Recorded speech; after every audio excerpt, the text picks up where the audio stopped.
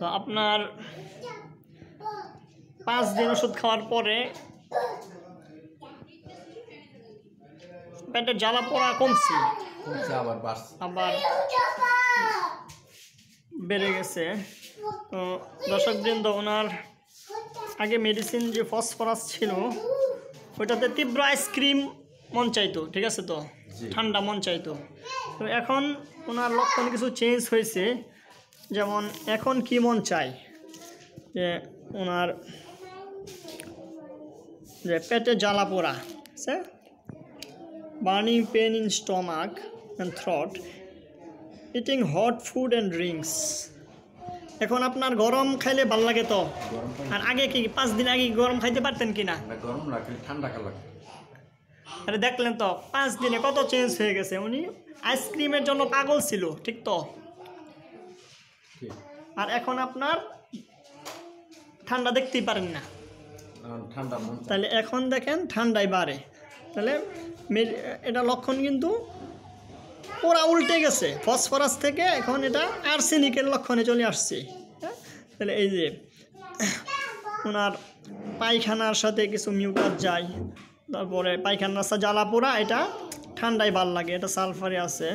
পরে কাশি ফেনা ফেনা, ফসফরাসের সময়ও ফেনা ফেনা কাশি ছিল, এখন অল্প অল্প কাশি যায়, এটা আর্সেনিকের লক্ষণ।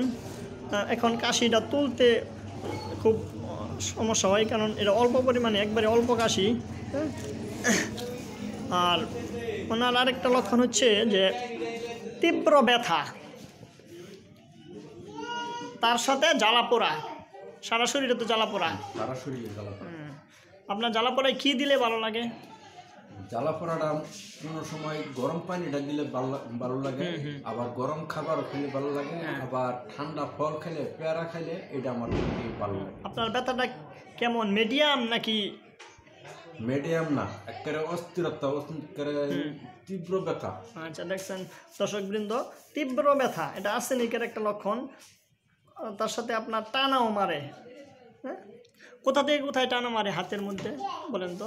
এটা ব্যথার টানাটা মারে এই পায়ের বেশি আগে টানা মারে বাহুর নিচে, বাহুর নিচে, কোমরের পিছন থেকে পায়ের তলা পর্যন্ত টানা মারে। আচ্ছা, তাহলে এখন দেখি আমরা আর্সেনিকের মধ্যে লক্ষণ আছে কিনা।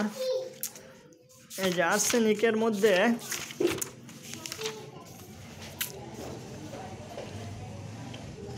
আপার লিম্ব,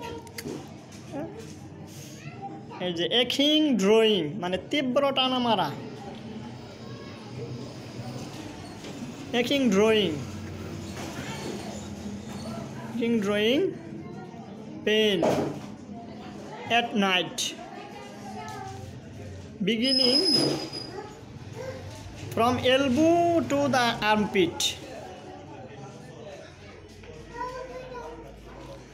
তারপর আরেকটা কথা উনি বলছে যে তীব্র ব্যথা মানে নিতম্বের মধ্যে, যেটা লেখা আছে যে acute drawing pain in the hips, ঠিক আছে তো?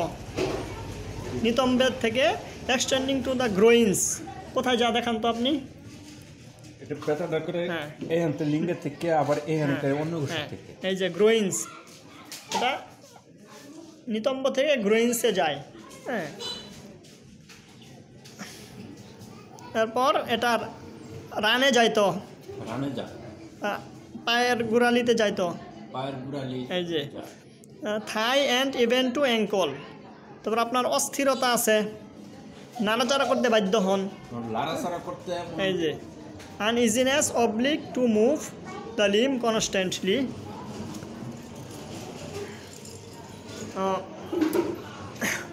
আর্সেনিক থেকে উনি 5 দিনেই ফসফরাস থেকে উনি 5 দিনে আর্সেনিকের রোগী হয়ে গেছে। এখন আমরা ওনাকে আর্সেনিক দিয়ে দিব, দেখি 1 সপ্তাহ পরে ওনার কী অবস্থা হয়। সবাইকে ধন্যবাদ।